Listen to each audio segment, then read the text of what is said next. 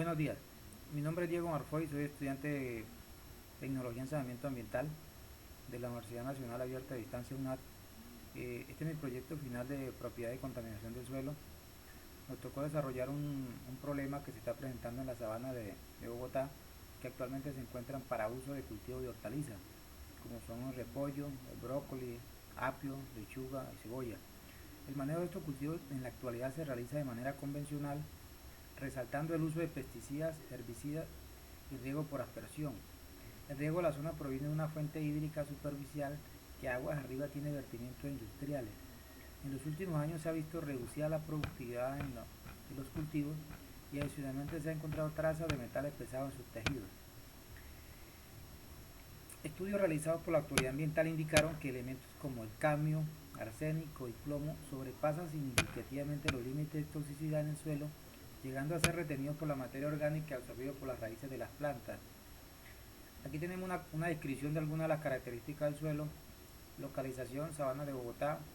Altitud: 2.640 metros sobre el nivel del mar. Temperatura promedio: 19 grados centígrados. Nivel freático muy profundo.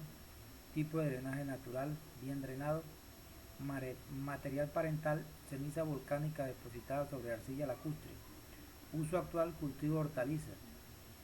pH 5.5, materia orgánica 12%, arena 64%, limo 24%, arcilla 12%. Aquí tenemos unas imágenes de los cultivos que allí se desarrollan en la zona mencionada.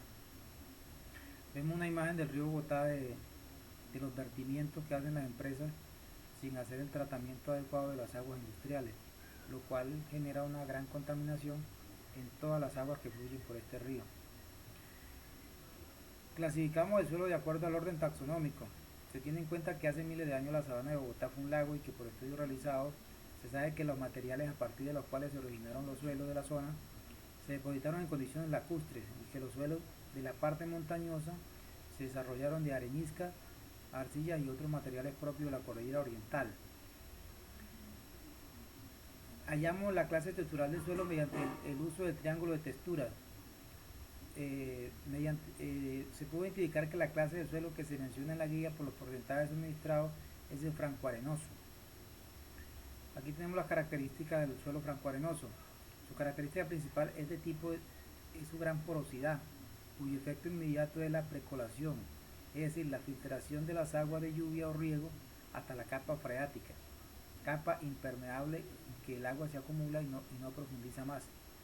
Otra característica poco deseable y citada anteriormente es su poca fertilidad, motivada porque la solución del suelo lleva consigo los nutrientes disueltos, impidiendo que las raíces puedan asimilarlos. La textura: los suelos francoarenosos tienen una mayor cantidad de partículas de arena, lo cual significa que este tiene partículas más grandes que aquellos que son menos arenosos. Estas tienen un diámetro de 0,5 a 20 milímetros, lo cual le da una sensación de camino. Los suelos arenosos tienen más de 60% de contenido de arena. El drenaje: los suelos arenosos tienen más drenaje que aquellos con partículas pequeñas. La alta tasa de drenaje de los suelos arenosos puede hacer que algunas de las plantas se marchiten, aunque también son menos propensos a inundarse, lo cual causa que las raíces se pudran. La suculenta y otras plantas del desierto crecen mejor en estos suelos francoarenosos. La aireación: los suelos con mucho drenaje, como los francoarenosos, tienden a tener una buena aireación. Esta ayuda a los organismos en el suelo a sobrevivir. Estos organismos benefician a las plantas ayudándolas a absorber los nutrientes. Los niveles de nutrientes: los suelos arenosos no mantienen bien los nutrientes. Se recomienda agregar abono para mejorar los niveles de nutrientes presentes en el suelo. Los fertilizantes sintéticos también ayudan a este propósito, pero usualmente cuestan más.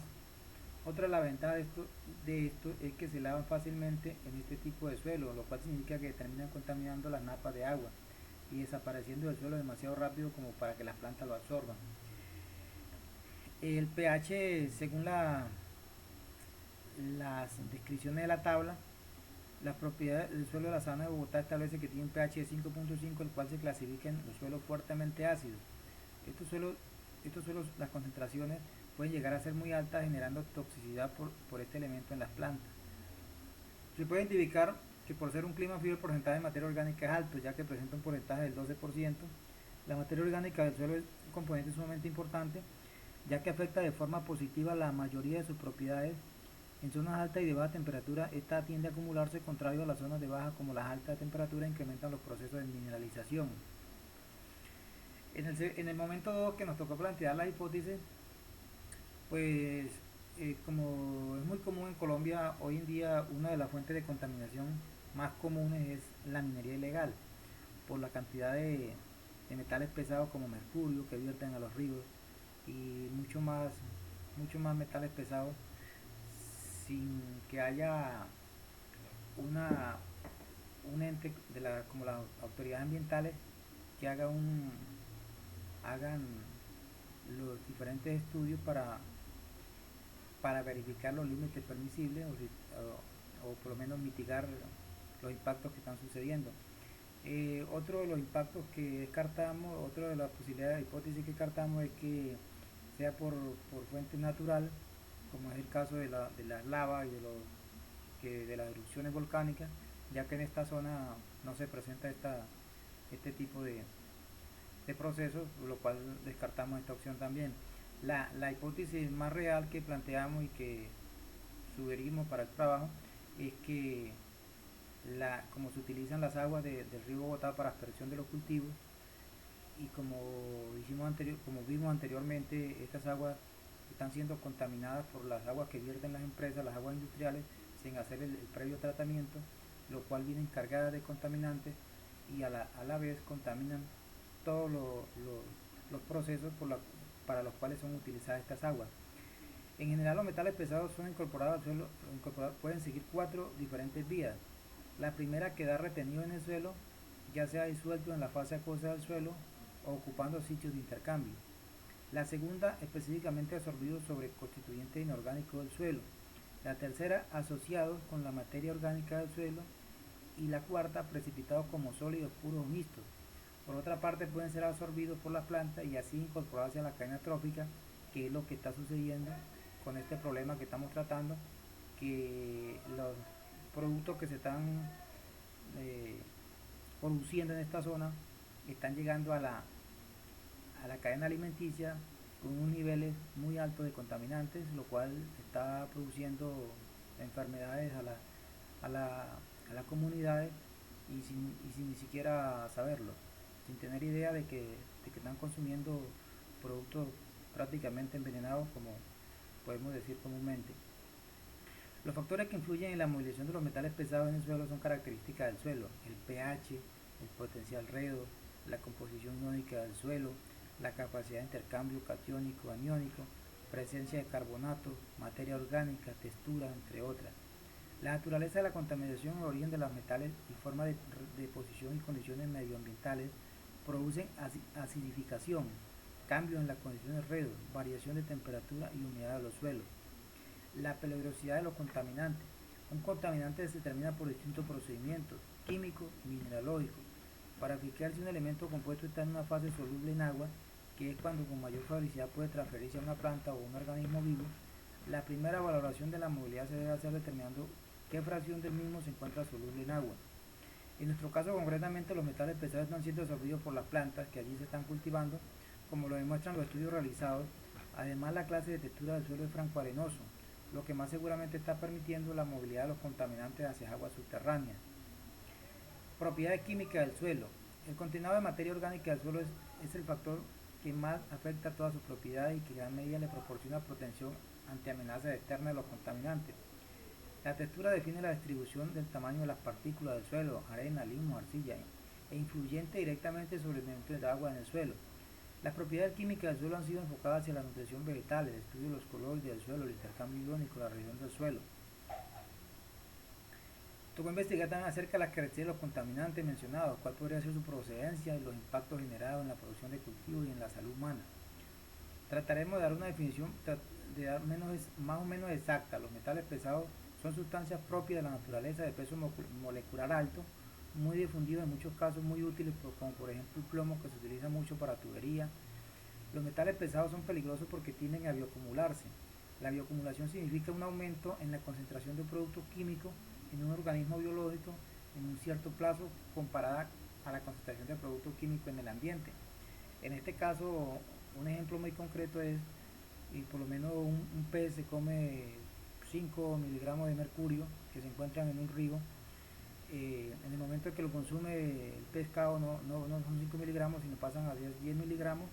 Si se hace un paralelo entre la cantidad que contiene el pez y la cantidad de contaminante que está en el ambiente. ¿Cuáles las principales fuentes de contaminación y generación de estos metales pesados? Hay que seguir el proceso natural, es decir, de dónde están distribuidos y dónde están concentrados. El más importante por su abundancia es el plomo, que está presente en las cañerías de plomo, que actualmente ya no se usan y que han sido reemplazadas por plásticos. Sin embargo, muchas de las instalaciones de la ciudad tienen todavía cañerías de plomo. Además, el agua al pasar por la cañería de plomo va desprendiendo partículas y poco a poco va contaminando. Esa es una de las fuentes. Otra fuente es la pintura de plomo que se utiliza en artesanía, especialmente en utensilios de cocina. Entonces, al momento de comer se desprende el plomo y de la pintura y se introduce el organismo. Una tercera fuente es la gasolina, que antes se le usaba con plomo, ahora ya se lo ha eliminado. La disposición de elementos y de sustancias atmosféricas generadas por la industria, los motores de combustión interna, la lluvia ácida, el derrame de crudos y residuos de minería, el riego con agua contaminada y la descarga de aguas negras. Los suelos contaminados con metales pesados tóxicos como cadmio y cromo originan riesgos para los animales, para la salud de los humanos que consumen productos que en ellos se producen. Hablando ya de la contaminación de los metales pesados, tiene efectos en la salud y afectan directamente órganos. Esa sería una definición más o menos general. ¿Qué efectos tienen respecto a la salud de la contaminación los metales pesados? Cada metal y cada elemento químico contaminante tiene un mecanismo de acción y un lugar de acumulación preferido. El más conocido es el plomo, que afecta a varios sistemas, por ejemplo, el sistema nervioso, llega a dañar las neuronas, especialmente las del cerebro. El plomo afecta también a la médula ósea y otro lugar donde es frecuente encontrarlo es en el riñón, específicamente el sistema tubular de la nefrona. Otro metal pesado es el cadmio, que también afecta al riñón, y otro que no es que es exactamente un metal, pero es un contaminante, es el arsénico, que tiene efecto directo con las mitocondrias. Los daños sí son muy diversos dependiendo de cada metal, por lo general se puede decir que hay lesión celular. La intoxicación por plomo puede simular otras enfermedades como por ejemplo la esclerosis, que es una enfermedad incurable muy complicada en cuanto a sus síntomas, y la intoxicación por plomo puede simular y afectar el sistema nervioso, como la misma sintomatología, con paréntesis, paratencia, fatiga, etc. Puede producir en general una difusión, y luego algo importante del plomo es que se ha relacionado últimamente con la generación de conductas antisociales, y también hay una relación en retardo mental y pérdida de habilidades cognitivas. El momento 3 tocó buscar la alternativa de solución al problema de contaminación presentado en nuestro trabajo, argumentar sus ventajas y sus desventajas. Nosotros escogimos un proceso de bioremediación. Dentro de la amplia diversidad microbiana existen microorganismos resistentes y microorganismos tolerantes a metales. Los resistentes se caracterizan por poseer mecanismos de toxificación codificados genéticamente inducidos por la presencia del metal. En cambio, los tolerantes son indiferentes a la presencia o ausencia de metal. Tanto los microorganismos resistentes como tolerantes son de particular interés como captores de metales en sitios contaminados, debido a que ambos pueden extraer los contaminantes. La resistencia o tolerancia experimentada por microorganismos es posible gracias a la acción de diferentes mecanismos. Estos fenómenos son biosorción, bioacumulación, biomineralización, biotransformación, quimiosorción, mediada por microorganismos. Hay que recalcar o explicar que para realizar un proceso de bioremediación con microorganismos hay que tener en cuenta unas variables, como la temperatura, el pH y otras que hay que poner en práctica para poder desarrollar un cultivo de microorganismos que se puedan adaptar a las condiciones donde se está produciendo la contaminación, para tener unos resultados óptimos. La bioabsorción es un fenómeno ampliamente estudiado en la bioremediación de diversos metales pesados como el cadmio, cromo, plomo, níquel y zinc y cobre. Los microorganismos utilizados como bioabsorbentes, aislados a partir de ecosistemas contaminados, retienen los metales pesados a intervalos de tiempo relativamente cortos. Al entrar en contacto con soluciones de dichos metales, esto minimiza los costos en un proceso de remediación, ya que no requiere el agregado de nutrientes al sistema, al no requerir un metabolismo microbiano activo. La bioacumulación. La bioacumulación es un mecanismo celular que involucra un sistema de transporte de membranas que internaliza el metal pesado presente en el entorno celular con un gasto de energía. Una vez incorporado el metal pasando por el citoplasma, este es secuestrado por la presencia de proteínas ricas en grupos sulfhidrilos llamados melatonianinas, o también puede ser compartimentalizado dentro de una vacuola como ocurre en los hongos. Biomineralización. Son microorganismos que son capaces de precipitar metales y radionuclidos como carbonato, hidróxido, mediante un mecanismo de resistencia codificado en plasmidos. Este mecanismo aparece para el funcionamiento de una bomba que expulsa el metal tóxico presente en el citoplasma hacia el exterior celular en contracorriente a un flujo hacia el interior celular. La biotransformación. Este es un proceso, un cambio químico sobre el metal pesado, como por ejemplo el estado de oxidación a metilización. Quimiosorción mediada por microorganismos. Dentro de este término se puede describir aquella clase de reacciones en donde involucra a los microorganismos biomineralizan un metal formando un depósito primario. Este depósito primario funciona como un núcleo de cristalización con la consecuente deposición del metal de interés, promoviendo y acelerando así el mecanismo de mineralización. Cualquiera de los mecanismos microbianos descritos remueven los metales pesados del efluente contaminado. Los microorganismos autóctonos sobreviven en sitios contaminados, han desarrollado mecanismos de resistencia y tolerancia que no son útiles a la hora de implementación de procesos de bioremediación. En conclusión, el rol de los microorganismos es fundamental en los ciclos bioquímicos de los metales y su utilización en procesos de bioremediación de desechos sólidos y líquidos es esencial para el cuidado del medio ambiente.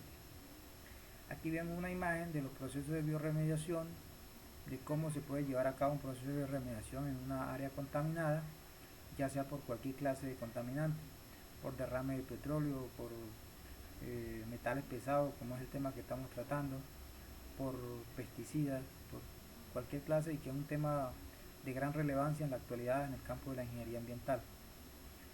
La otra alternativa es la fitorremediación. Dentro de las técnicas biológicas o ecológicas, el uso de plantas. Se considera potencialmente capaz de dar soluciones in situ, o sea, en el lugar donde se está